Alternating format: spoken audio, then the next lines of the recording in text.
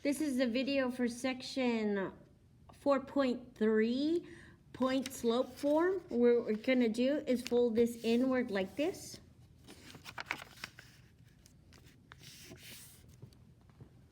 Again, this is section 4.3. And I'm going to write it over here that this section is called point slope form, because they're going to give you a point and they're going to give you the slope.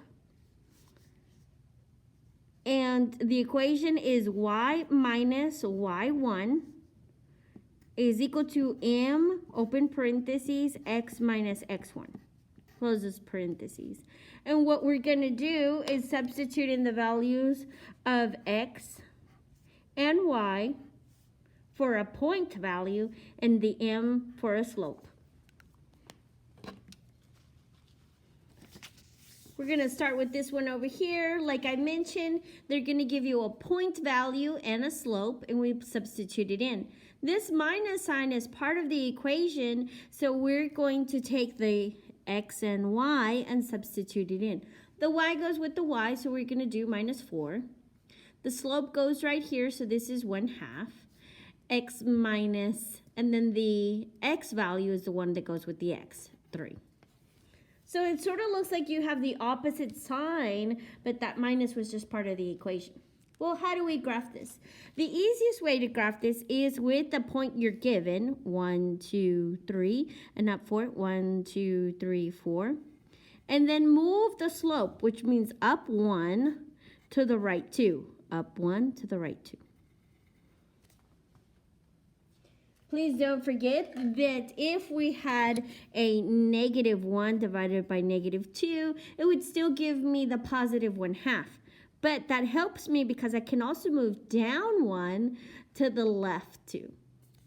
So down 1 to the left 2 continues, as you can tell, on the same line. But we can plot more points and make a neater line. So we're going to graph across the graph, make arrowheads at the end. Let's take a look inside. So like I mentioned, this is the x value, so that's going to go with the x. It looks like it has the opposite sign because we have minus a -2, which will simplify to x plus 2. So it always looks like it has a negative sign. This is -3 that we're plugging in for our slope, so when we simplify, that will still look the same. And then a 1 right here would look like -1 because that's part of the formula. So you still have y minus 1 is equal to -3, open parentheses, x plus 2. How do we graph it? Remember, we plot the point first that they give us, which is -2, 1, 2, 1, and then you move. So this is down 3, but if you can't see the denominator, it's 1 to the right. 1, 2, 3, and 1 to the right.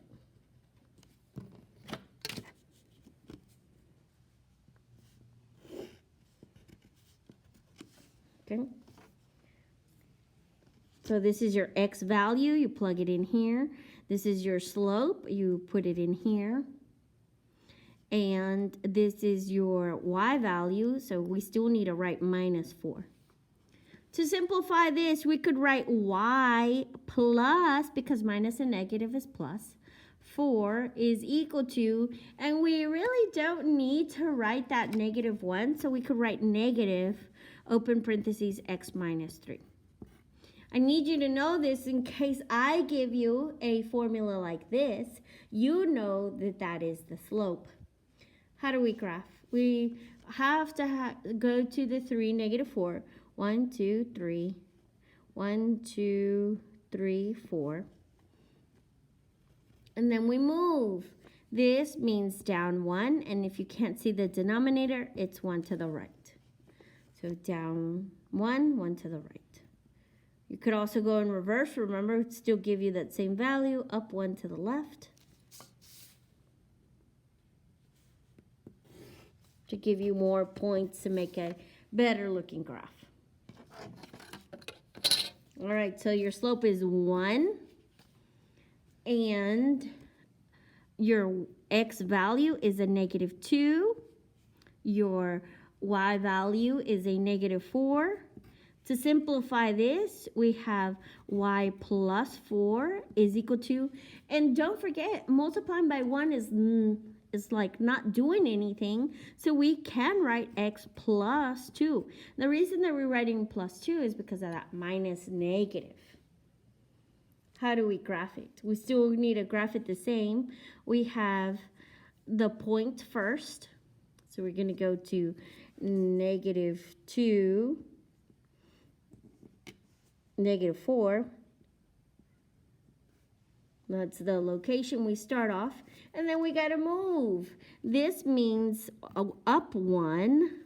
And then if you can't see the denominator, it's 1 to the right. So up 1, 1 to the right. You can go again, up 1 to the right. Just to make a straighter line. Make arrowheads at the end because it is a line. Okay, we're going to move to this one over here. It says find the point and slope. So remember, this is the equation of the line. This right here is your y value, and here is your x value. So the y goes with the y, the x goes with the x. The number in front is your slope. That means that the slope was -5 here because of this one. The y value is 2. Even though it looks like -2, don't forget it looks like we have the opposite sign. And then 3 is our x value, because that negative is part of the equation. The y went with the y, the slope, and then the x went with the x. That negative sign is part of the equation. That's why we don't include it in our answer. Let's take a look inside.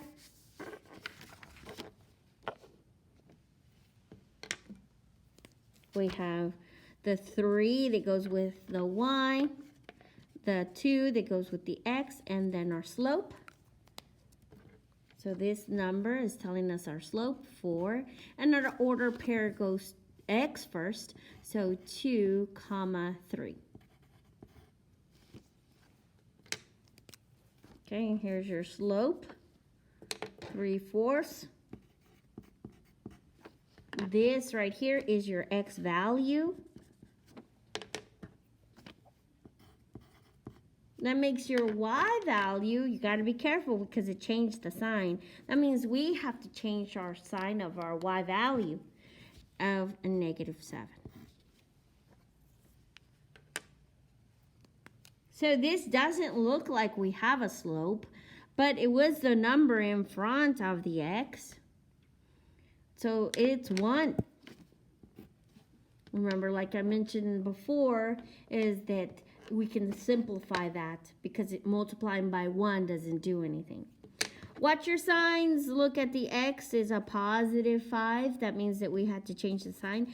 And the 3 has a plus sign. That means that our x was a -5. So minus a negative can be positive. And the y value is a -3 for the same reason. Okay, so here's our slope right there. That's a -2.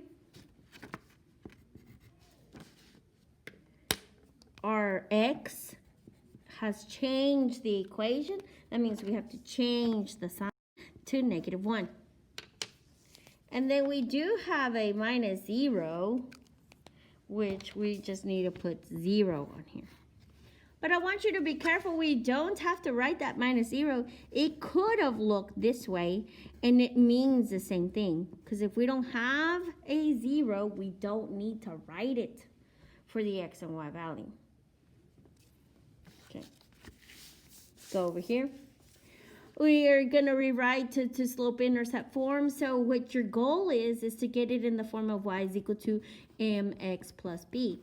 This is your slope-intercept form. This form is called point-slope form. So what do we do first? We do the distributive property. That's -4 times x. And then -4 times a +3. you rewrite this side. Minus y minus 2 is equal to negative 4.